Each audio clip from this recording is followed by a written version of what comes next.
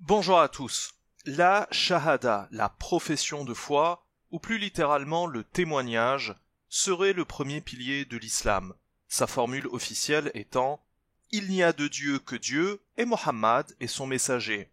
Elle est récitée en levant l'index droit, notamment en sortant de la maison, avant de dormir, en cas de danger, sur son lit de mort et durant la prière pendant l'agenouillement.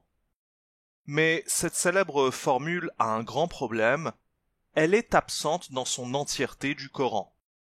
Vous allez voir dans cette étude emblématique comment le sunnisme fonctionne réellement au travers de hadiths inventés qu'il attribue au prophète. Le prophète mécois serait mort aux alentours de l'an 632, et après une fulgurante série de conquêtes, le califat se retrouve voisin de l'Empire byzantin et frappe alors des pièces de monnaie sur lesquelles on y trouve écrit « Il n'y a de Dieu que Dieu ».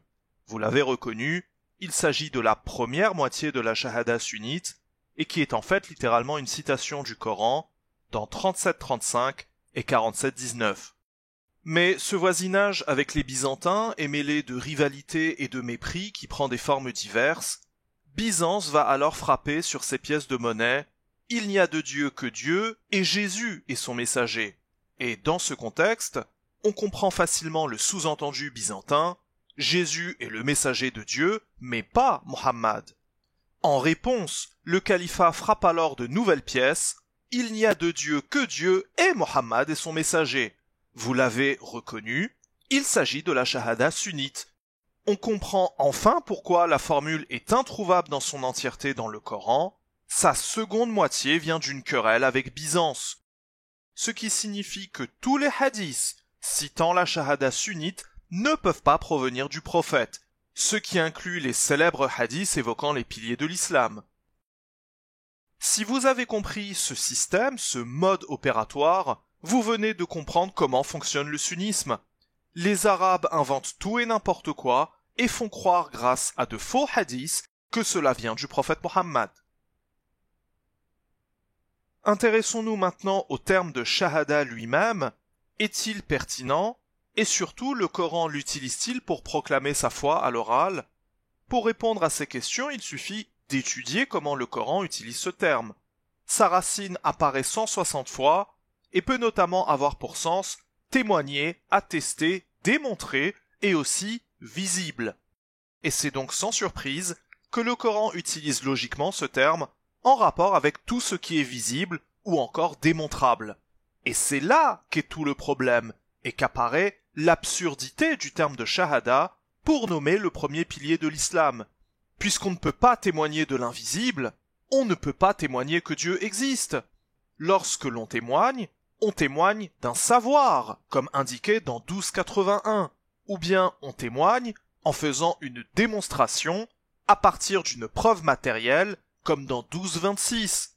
Pour ce qui est du domaine de l'invisible, le terme que le Coran utilise est tout simplement celui de foi, iman, qui vient de amana et qui signifie rassurer, sécuriser, faire confiance et surtout croire, dans le sens d'avoir la foi.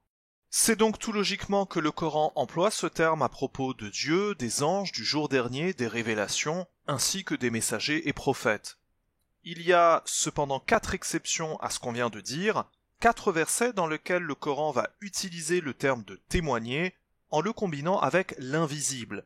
Regardons très rapidement ces versets. Dans 21-56, Abraham témoigne, ou plutôt atteste, que Dieu est le créateur des cieux et de la terre, mais Abraham étant prophète, il a donc connaissance de l'invisible, son témoignage est donc valide. Dans 3-86, il est question d'un peuple qui témoigne de la véracité de son messager, car le verset précise que ce peuple a reçu des preuves. Dans 6-19, le prophète pose aux polythéistes la question « Allez-vous témoigner qu'il y ait d'autres divinités avec Dieu ?» Il s'agit en fait d'une emphase ici. Le prophète questionne, malgré la révélation du Coran qui témoigne que Dieu est seul, si les polythéistes seraient tout de même prêts à prendre le risque d'affirmer le contraire. Chose que normalement ils ne devraient pas pouvoir faire, puisque les idoles qu'ils adorent ne leur ont jamais rien révélé de tel. Le terme de témoigner est justement utilisé ici pour bien faire comprendre de l'absurdité de la situation. Et enfin, dans 57-19, Dieu considère que ceux qui ont cru en lui et ses messagers sont ses témoins, entre guillemets, et le verset est d'autant plus étonnant qu'au début apparaît le terme de croire de foi. Mais l'explication reste simple grâce à la présence de la fournaise en fin de verset.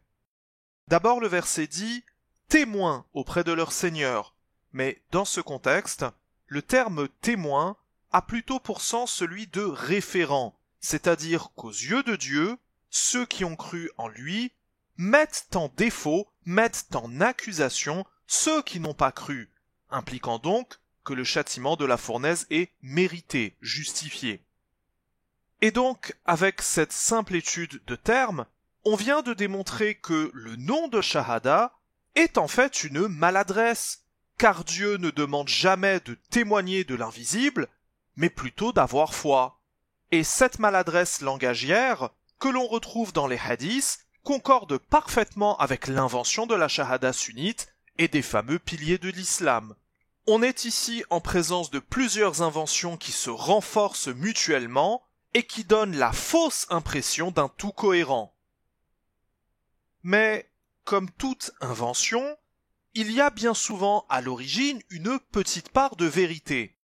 En l'occurrence, pour ce qui est de proclamer sa foi à l'oral, ceci vient très probablement des serments d'allégeance.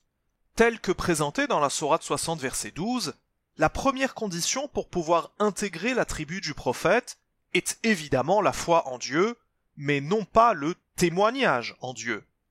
D'ailleurs, le verset ne décrit à aucun moment le fait de réciter la shahada tout en levant son index, alors que c'était sans aucun doute le moment idéal pour que le Coran rapporte l'existence de cette fameuse pratique. Mais ce qui est plutôt rapporté dans 48-10, c'est que ceux qui prêtaient serment étendaient leurs mains, et au-dessus de leurs mains passait la main du prophète, et qui représentait symboliquement la main de Dieu. Tel que c'est dit, la main de Dieu est au-dessus de leurs mains. En d'autres termes, pour ce qui est des nouveaux membres qui prêtaient allégeance, ils s'engageaient à respecter toutes les conditions et règles de la tribu, dont bien évidemment la foi en Dieu. Il est donc possible que la pratique de la shahada, sa récitation tout en levant le doigt, soit une pratique inspirée ou de substitution à ces serments d'allégeance avec passage de la main du prophète. Quoi qu'il en soit, et ce qui est sûr, c'est que durant la prière en étant agenouillé, le prophète Mohammed ne récitait pas la shahada sunnite en levant son index droit et en le tournant, comme s'il s'agissait d'ailleurs d'une espèce d'incantation magique, et pour deux raisons très simples. Premièrement, et comme nous l'avions vu au début de l'étude, la shahada sunnite a été inventée bien après la mort du prophète, et deuxièmement, le Coran ne connaît pas l'agenouillement durant la prière, mais seulement les positions debout, inclinées et prosternées. Il s'agit d'une pratique inventée, combinée à une autre pratique inventée, sans aucun doute possible. Mais la véritable raison pour laquelle le Coran ne met pas en avant la proclamation de la foi à l'oral, c'est tout simplement parce que Dieu préfère les actes aux paroles.